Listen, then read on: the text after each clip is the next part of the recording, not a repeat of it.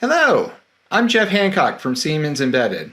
I look forward to seeing you at ARM DevSummit 2021, where there I will be giving a presentation on so you've selected a heterogeneous multi-core SoC for your next design. Now what? During the session, we'll cover a range of topics, including what is a heterogeneous SoC, how can I leverage all the different processing cores within that heterogeneous SoC.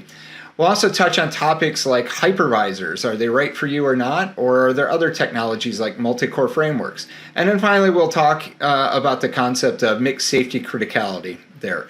So I look forward to seeing you there. I hope you have a great show. More information is in the link above. Thanks.